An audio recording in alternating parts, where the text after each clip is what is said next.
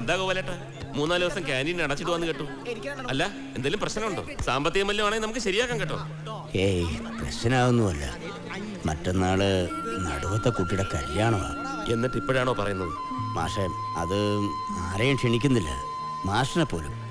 ബന്ധുക്കൾ ഉൾപ്പെടെ ആകെ 50 പേരെ ക്ഷണിച്ചിട്ടുള്ളൂ. മാഷിനറിയാലോ, 10-25 വർഷമോ ഞാൻ ഈ ക്യാൻറ്റീൻ നടത്താൻ തുടങ്ങിയിട്ട്. കടമല്ലാതെ മെച്ചമൊന്നുമില്ല. എന്നിട്ടും ഒരു ദിവസം പോലും മുടങ്ങാതെ ഗോപാലേട്ടൻ ഇത് തുറക്കുന്നത് ഈ കോളേജും കുട്ടികളും ഇവിടുത്തെ തിമിർപ്പും ആർപ്പും ഒന്നും നഷ്ടപ്പെടുത്താൻ വയ്യാത്തോണ്ടല്ലേ? മാത്രമല്ല ഇതൊന്നും ഇല്ലാതെ ഗോപാലേട്ടൻ ഒരു ജീവിതവും ഇല്ല. ഒക്കെ അറിയാൻ ഞങ്ങൾക്ക്. എന്നാലും കല്യാണത്തിന് ക്ഷണിക്കായിരുന്നു എന്നെയെങ്കിലും. ഗോപാലേട്ടന്റെ ഏറ്റവും അടുത്ത 50 പേരിൽ ഞാൻ വരില്ല അല്ലേ? ഞങ്ങളൊക്കെ റെഡിയായി. അതിനെന്താ, ഞാൻ എപ്പോഴും റെഡി. പോവാം. എന്താ ബർത്ത്ഡേയാ? ശ്യാമേട്ടന്റെയോ? എന്റെ അല്ല, ഈ നിൽക്കുന്ന സാധനത്തിന്റെ. അപ്പൊ ചേട്ടൻ കല്യാണം കഴിച്ചാണോ? അതിനൊക്കെ കല്യാണം കഴിക്കണമെന്നുണ്ടോ? നിർഭാഗ്യത്തിന് ഇത് ശ്രീരേഖ ടീച്ചറിന്റെയാ. ടീച്ചറിന്റെ ഹസ്ബൻഡ് വന്നിട്ടുണ്ടോ? എവിടെ? ആളങ്ങ് അമേരിക്കയിലാ. പിന്നെ ഡൈവേഴ്സും. അതാ ഇപ്പോഴത്തെ ഫാഷൻ എന്ന്. അങ്ങനല്ലേ? ഇവളങ്ങ് ബോർഡിങ്ങിലാ. പിന്നെ Onam day, Christmas day, birthday, അങ്ങനെ എല്ലാ ഡേയ്സും കൂടെ ചേർത്ത് ഞങ്ങളൊരു വലിയ ജോളി ഡേ ആക്കും അല്ലേ മോളെ? പിന്നെ ഒരു ഗുണമുണ്ട്, ഇവളിവളെ മമ്മിയെ പോലെ അല്ല, നല്ല സ്വഭാവ, ദേഷ്യം വരികയില്ല. മോക്ക് ഞങ്ങളിപ്പോ എന്താ തരിക? വേണമെങ്കിൽ ഒരു കിസ് കൊടുത്തോളൂ.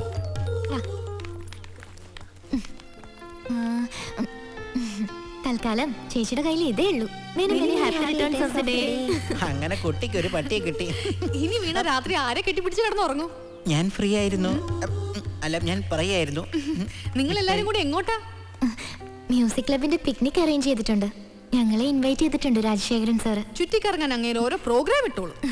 ഉച്ചയ്ക്ക് സദ്യയും പായസം ഒക്കെ അറേഞ്ച് ചെയ്തിരുന്നു. നിങ്ങൾ എല്ലാരും ഉണ്ടാവുമെന്ന് പ്രതീക്ഷിച്ചു. അതിനെന്താ, മിച്ചം വെച്ചാ മതി. വൈകിട്ട് വന്ന് കോമ്പൻസേറ്റ് ചെയ്യുന്ന ആരും ഞങ്ങൾ ഏറ്റു.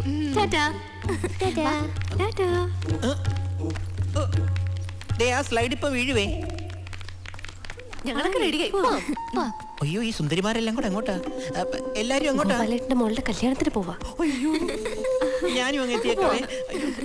ഇനി ഏത് ഡ്രസ് ഇടും? അയ്യോ എന്റെ ഈശ്വരാ.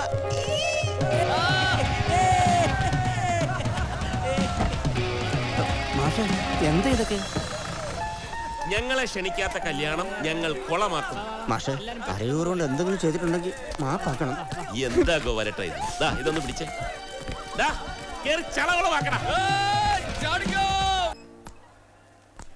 അപ്പേട്ടാ, ഞാനൊന്ന് കുളിച്ചിട്ട് വരാം. ഓ,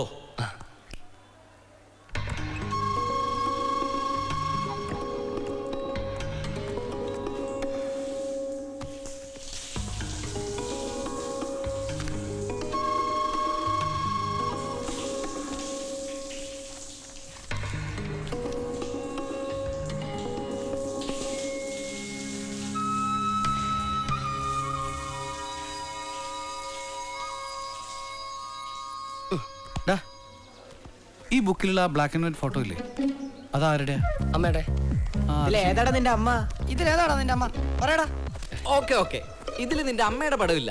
വേണ്ട, പിന്നെ ഇതാരാ പറയടാ? അത്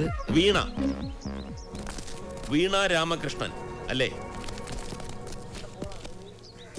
നീ ആ കല്യാണ വീട്ടിൽ വെച്ച് ആ കൊച്ചിന്റെ ചുറ്റും ഒരു ഉപഗ്രഹമായി കറങ്ങിയപ്പോഴേ ഒരു ഫ്ലാഷ് ബാക്ക് ഞാൻ ഊഹിച്ചു.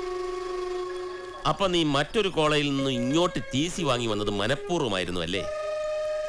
അപ്പൊ നീ ആ ഫ്ലാഷ് ബാക്ക് സീരിയലാക്കാതെ ടെലിഫിലിമാക്കി പറയടാ. അല്ല, നീ എന്താ ഒന്നും മിണ്ടാത്തത്? ഇനിയും ഇവരൊന്നും നിന്റെ ഫ്രണ്ട്സ് എല്ലാം തോന്നുന്നുണ്ടോ? അയ്യോ, അതല്ല. പോരട്ടെടാ, ഇളകിട്ട് പോരട്ടെ. ഞാനും വീണയും ഒരേ നാട്ടുകാരാ. പക്ഷേ അവൾ എന്നെ കണ്ടിട്ട് കൂടി ഉണ്ടാവില്ല. ഞാൻ പഠിച്ചത് ഒരു സാധാരണ സർക്കാർ സ്കൂളിലാണ്. പക്ഷെ അവള് പഠിച്ചത് ഇംഗ്ലീഷ് മീഡിയത്തിൽ, വലിയ വലിയ സ്കൂളുകളിൽ. എന്നിട്ട് ഈ ഫോട്ടോ ഞാൻ അവളുടെ ക്ലാസ്മേറ്റിന്റെ കയ്യിൽ നിന്ന് സംഘടിപ്പിച്ച് സൂക്ഷിച്ചതാ. അതല്ലാതെ ഞാൻ അവളുടെ ഒന്ന് മിണ്ടിയിട്ട് കൂടിയില്ല. അപ്പോ നിന്റെ അസുഖം മറ്റേതാ. പിന്നെന്താ ഇതൊന്നും അവളെ അറിയിക്കാത്ത? അത് എന്തോ ഇതുവരെ പറയാൻ കഴിഞ്ഞില്ല. അതെന്താന്നാ ചോദിച്ചേ? നിനക്ക് നാക്കില്ലേ? അങ്ങനെയല്ല, എന്തോ എനിക്കിതുവരെ പറയാൻ കഴിഞ്ഞില്ല. ഞാൻ അങ്ങനെയായിപ്പോയി. അപ്പേട്ടാ, ഇവൻ 1970-ലൊക്കെ ജീവിക്കേണ്ട ടൈപ്പാ. പരിശുദ്ധ പ്രേമം പിണ്ണാക്കെന്നൊക്കെ പറയാറില്ലേ, ആയിട്ടുമാണ്. എടാ, ഈ മൊബൈലിന്റെയും നെറ്റിന്റെയും കാലത്ത് ആർക്കും ഏത് കാര്യവും ആരോട് വേണമെങ്കിലും കമ്മ്യൂണിക്കേറ്റ് ചെയ്യാമല്ലോ. എന്നിട്ടെന്താ ഇങ്ങനെ? ഒരു കൊച്ചു വീടും അമ്മയും, അതാ എൻ്റെ ലോകം. വീണ വലിയ വീട്ടിലെ കുട്ടിയാ, വളരെ വലിയ വീട്ടിലെ കുട്ടി. അവളെ ഞാൻ അറിയിക്കുന്നില്ല എന്നൊരു തോന്നൽ. ഒരു വാക്ക് പോലും ഇതുവരെ മിണ്ടാൻ കഴിയാത്തതിനും ഒരു കാരണം അതാ. പിന്നെ എന്നെ പോലത്തെ ഒരാളോട് വീണയ്ക്ക് എളുപ്പം നോ പറയാലോ. എന്തിനാ ഞാനത് വെറുതെ ഫേസ് ചെയ്യുന്നത്? അരവിന്ദൻ പറഞ്ഞ തെറ്റാ. നീ 70കളിൽ ജനിക്കേണ്ടവനല്ല, 60കളിലെ പീസാ നീ. എടാ, ഞാൻ കളിയാക്കിയതല്ല. സത്യത്തിൽ എനിക്ക് നിന്നോട് കുറച്ച് ബഹുമാനം തോന്നുന്നു. കുട്ടിക്കാലം മുതലേ ഒരാളെ തന്നെ സ്നേഹിക്കുക, നിഴൽ പോലെ പിന്തുടരുക, ഒരു വാക്ക് പോലും പറയാനാവാതെ വിഷമിക്കുക. സത്യമായിട്ടും അത്ഭുതം ഇതൊക്കെ. ഒരു മിസ്ഡ് കോളിൽ തുടങ്ങി ഒരു കിടക്കയിൽ അവസാനിക്കുന്ന പ്രതിഭാസമായി ഇപ്പൊ പ്രണയം എല്ലാവർക്കും. എടാ, അപ്പേട്ടൻ പറഞ്ഞു ശരിയാ. ഇവനെ തന്നെ എക്സ്പ്രസ് ചെയ്യാനുള്ള കോൺഫിഡൻസ് നമ്മൾ കൊടുക്കണം. എടാ, ഇത്രയും കാലമായിട്ട് ആ പെൺകുട്ടിയുടെ പുറകെ നടക്കുന്ന ഇവന്റെ സിൻസിയറിറ്റി അവൾ തിരിച്ചറിയണ്ടേ? അരവിന്ദ പറയാൻ എളുപ്പാ. 8 വർഷമായിട്ടൊരു പെൺകുട്ടിയുടെ മുഖത്തൊന്നും നോക്കാൻ ധൈര്യമില്ലാത്ത ഇവനെ കൊണ്ട് വേണം അതൊക്കെ ചെയ്യിക്കാൻ.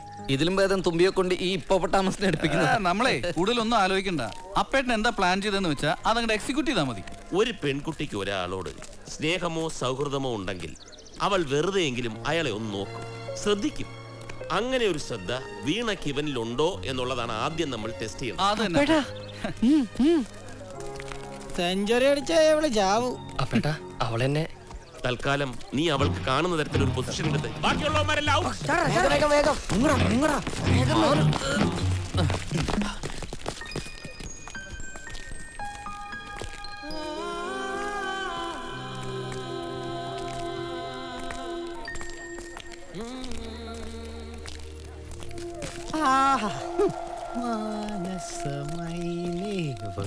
എന്താ എന്താണ് ഇത് വർക്കൗട്ടോ? വർക്കൗട്ടോ? എന്നാ നീയൊക്കെ ചെവി നുള്ളിക്കോ.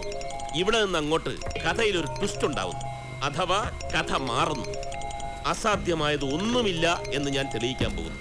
ബട്ട് വൺ തിങ്, ഇനി മുതൽ അങ്ങോട്ട് കഥ, തിരക്കഥ, സംഭാഷണ, സംവിധാനം ഈ ഞാൻ.